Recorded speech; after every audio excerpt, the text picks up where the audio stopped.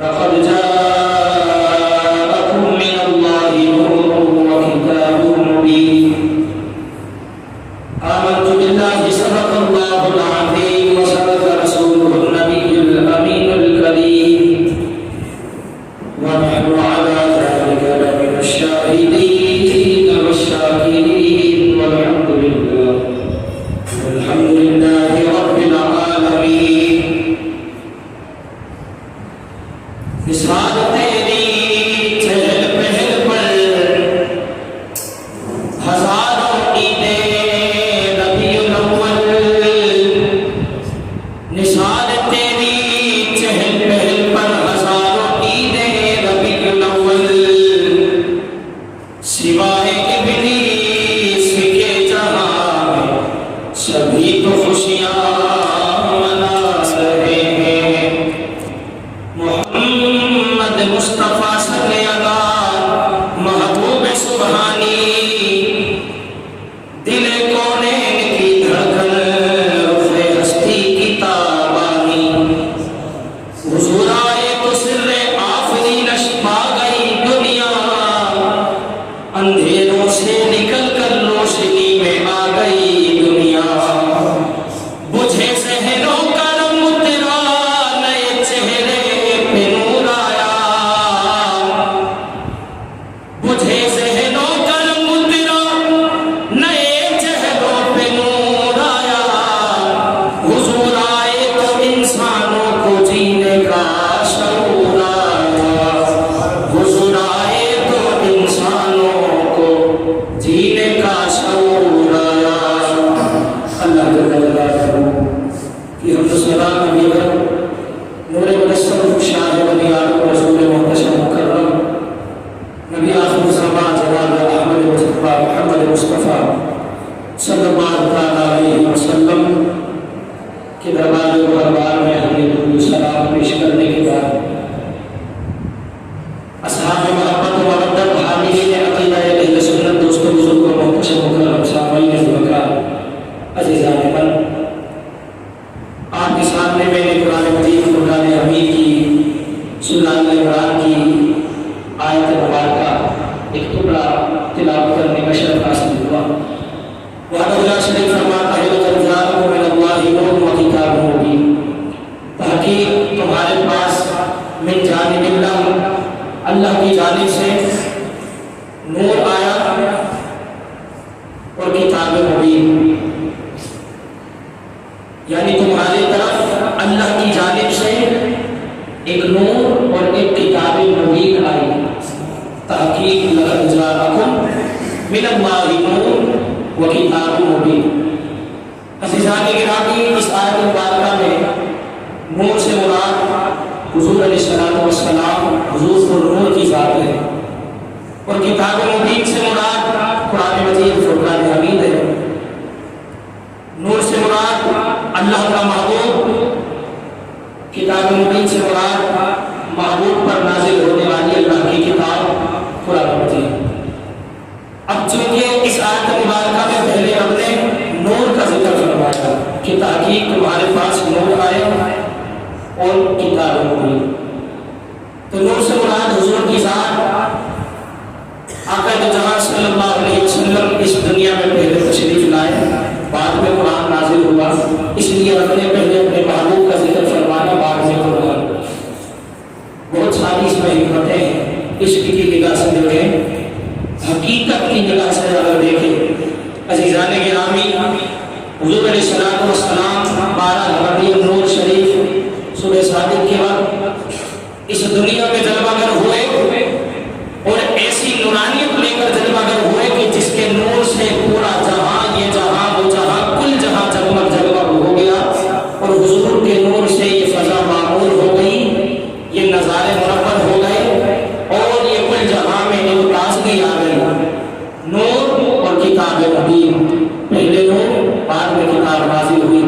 عزیزان گرامی، ہماری نگاہوں میں بھی ایک نور ہے جس سے ہم دیکھتے ہیں، مگر جب اندھیرا ہو جائے، چراغ بجھ جائیں، پہلے نور بعد میں کتاب کا ذکر اس کی حکمت بیان کر رہا ہوں کہ ہماری آنکھوں میں مثال کے طور پر ہماری آنکھوں میں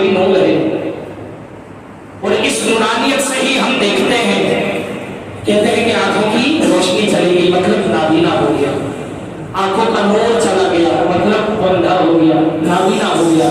تو یہ نور ہے ان آنکھوں میں، اس آنکھوں سے نور ہے. اس نور کی بدولت انسان نظارے کرتا ہے، لوگوں کو دیکھتا ہے، اللہ کی کائنات کا نظارہ کرتا ہے.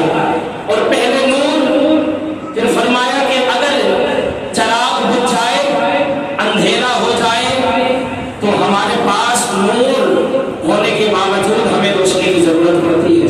کتاب پڑھنی ہے، اندھیرا ہے، لائٹ گئی ہوئی ہے، کتاب کو پڑھنے کے لیے ہمیں روشنی کی ضرورت ہے. روشنی رکھتے ہیں پھر نظر آتا ہے کیا لکھا ہے. عزیزان گرامی، حضور کی ذات نور، کتاب مبین بین روشن کتاب بعد میں، اس لیے کہ روشنی کے باوجود ہمیں دیکھنے کے لیے آنکھوں میں ہمارے روشنی موجود ہے، مگر دیکھنے کے لیے ہمیں روشنی کی ضرورت پڑ جاتی ہے. اندھیرے میں رب نے پہلے نور نازل فرمایا، نور کا ظہور فرما دیا، نور کی پیدائش فرمائی، بعد میں ہمیں کتاب عطا فرمائی. اس لیے کہ لوگ نور مصطفیٰ کی روشنی میں قرآن کو دیکھیں، قرآن کو پڑھیں، قرآن کو سمجھیں. جب نور مصطفیٰ کی روشنی ساتھ ہوگی تو قرآن سے ہدایت بھی مل سکتی ہے، کیونکہ رب کا فرمان ہے یضل بہ کثیرا ویہدی بہ کثیرا. اسی قرآن سے کثیر تعداد میں لوگ یضل بہ کثیرا گمراہ ہو گئے، ویہدی بہ کثیرا، اور کثیر لوگوں نے اسی قرآن سے ہدایت پائی. تو ہدایت کن کو ملی؟ جنہوں نے نور مصطفیٰ کی روشنی میں قرآن کو پڑھا ہے، قرآن کو سمجھا ہے. اور جس نے نور مصطفیٰ کی روشنی سے انحراف کیا ہے، یضل بہ کثیرا کا مستحق بن کر رہ گیا ہے، وہ گمراہ ہو گیا ہے، اسے ہدایت نصیب نہیں. عزیزان گرامی، حضور کا ارشاد ہے اول ما خلق اللہ نوری، کہ سب سے پہلے اللہ نے میرے نور کو پیدا فرمایا. یہ وہی نور ہے جس نور کو حضرت جبرائیل نے 72,000 مرتبہ دیکھا ہے. یہ وہی نور ہے جو 70,000 سال کے عرصے کے بعد طلوع ہوتا تھا، پھر چھپ جاتا تھا. 70,000 سال کے فاصلے کے بعد جب طلوع ہوتا تھا، اس کنڈیشن کو حضرت جبرائیل نے 72,000 مرتبہ دیکھا ہے. یہ وہی نور ہے، یہ وہی نور ہے کہ جس کے نور سے یہ عالم منور ہے. یہ وہی نور ہے جس کے نور سے ہمارا سینہ معمور ہے. یہ وہی نور ہے جو پیشانی آدم میں چمکتا ہے. یہ وہی نور ہے جس نور کی موجودگی کی وجہ سے ملائکہ کو سجدے کا حکم ملتا ہے. یہ وہی نور ہے جس سے ابرہا خانہ کعبہ کی کو ڈھا نہیں پاتا. یہ وہی نور ہے کہ اس نور کی برکتیں ظاہر ہوتی رہتی ہیں، ظاہر ہوتی رہی ہے، اور یہ نور منتقل ہوتا ہوا پشتوں میں، پاک پشتوں میں منتقل ہوتا ہوا آخر کار بطن آمنہ میں آ کر ٹھہر جاتا ہے. عزیزان گرامی، اب وہ وقت آ جاتا ہے، وہ وقت آ جاتا ہے جس وقت کا ذرے ذرے کو انتظار ہے، جس وقت کا کائنات کا ذرہ ذرہ منتظر ہے. عزیزان گرامی، ولادت باصحابت ہوتی ہے، وہ وقت قریب آ جاتا ہے. کیا خلق آداب ہوتی ہے. حضرت جبریل امین 3 جھنڈے لے کر اترتے ہیں. ایک جھنڈا بیت المقدس پر لگاتے ہیں، ایک جھنڈا خانہ کعبہ کی چھت پر لگاتے ہیں، ایک جھنڈا مقام آمنہ پر نصب فرماتے ہیں. عزیزان گرامی، فرشتے استقبال کے لیے حضور کی خدمت میں حاضر ہو جاتے ہیں، آمنہ کے ارد گرد جمع ہو جاتے ہیں. عزیزان گرامی، وہ وقت آ گیا، وہ وقت قریب آ جاتا ہے کہ شیطانوں کا اب آسمان پر آنا جانا بند ہو جاتا ہے. اہل کتاب اپنی موجودہ کتاب کے مطابق لوگوں کو آمنہ کے لال کے آنے کی خوشخبریاں دینے لگ جاتے ہیں، انہیں ان کی مبارکباد دینے لگ جاتے ہیں، علامتوں کو بیان کرنے لگ جاتے ہیں، ان کا تذکرہ آمد کرنے لگ جاتے ہیں. عزیزان گرامی، یہ وہی نور ہے کہ حضور علیہ السلام جب اس دنیا میں تشریف لائے تو ظلمت، وہ مجوسیوں کی آگ جو 1000 سال سے مسلسل روشن تھی، جل رہی تھی، آمنہ کا لال جب اپنی نورانیت کے ساتھ اس دنیا میں جلوگر ہوا تو وہ آتش کا ایک دم سے بجھ کر ٹھنڈا ہو گیا. وہ مجوسی حیران ہو گئے کہ جو 1000 سال سے مسلسل جل رہا تھا، کوئی اس کی آگ کو بجھا نہ سکا. مزید لکڑیاں اس میں ڈالی جاتی کہ یہ آگ بجھنے نہ پائے. وہ آگ کی پوجا کرنے والے مجوسی حیران ہو جاتے کشادہ جو 1000 سال سے روشن ہے بجھ گیا، کس طرح کے 14 کنگرے سرنگ ہو جاتے ہیں۔ عزیزان گرامی وہی نور ہے۔ حضرت آمنہ حضور کی والدہ ماجدہ خود فرماتی ہے کہ قد خرج منی نور فضاءت لہو قصور الشہر، فرماتی ہے کہ جب وہ وقت قریب آیا تو میرے ارد گرد غلمانے حورانے جنت جمع ہو جاتی ہے، مجھے پیاس کی شدت محسوس ہوتی ہے، مجھے پانی پیش کیا جاتا ہے جو برف سے زیادہ ٹھنڈا ہے، دودھ سے زیادہ سفید ہے، شہد سے زیادہ میٹھا ہے، اور جو بالکل شیریں اور شکر ہے مجھے پلایا جاتا ہے، میری پیاس دور ہو جاتی ہے۔ عزیزان گرامی آپ فرماتی ہیں کہ وہ جب نور محمدی میرے وطن مبارکہ میں آ کر تشریف فرما ہو گیا، ٹھہر گیا، عزیزان گرامی یہ ایام ایسے ہوتے ہیں عورت اس بوجھ کو محسوس کرتی ہے، تکلیف اٹھاتی ہے، احتیاط برتتی ہے، احتیاط کرتی ہے۔ عزیزان گرامی حضرت آمنہ رضی اللہ تعالیٰ عنہ فرماتی ہے کہ جب وہ نور محمدی میرے وطن مبارکہ میں آ کر ٹھہرا تو عزیزان گرامی فرماتی ہے میرے اندر پہلے سے زیادہ توانائی اور طاقت آ گئی، مجھے بالکل بھی محسوس نہیں ہوتا تھا، حالانکہ میں نے اتنا بہت مضبوط اور اتنا بھاری بار اٹھا رکھا ہے، جو دو جہانوں کا سردار ہے، جو کل جہاں کا مالک و مختار ہے، اس کا نور میرے وطن مبارکہ میں ٹھہر چکا ہے۔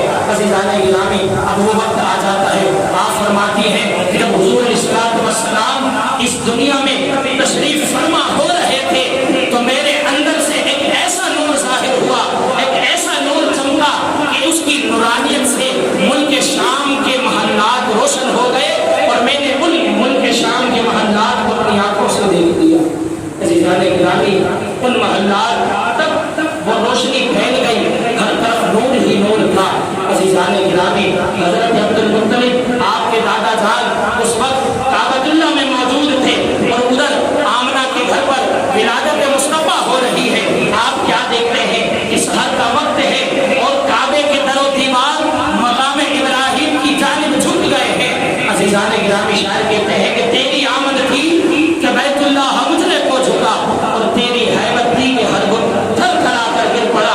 عزیزان گرامی آپ فرماتے ہیں کہ جتنے بھی وہاں پر بت نصب تھے تمام منہ کے بل گر کر اوندھے ہو گئے، اور حبل جو سب سے بڑا بت تھا اس سے یہ آوازیں آنے لگی جتنے بھی معبودان باطل ہیں، جتنے بھی یہ بت ہیں، تمام کو توڑنے والا، ان کو اوندھا کرنے والا اس دنیا میں تشریف لا چکا ہے۔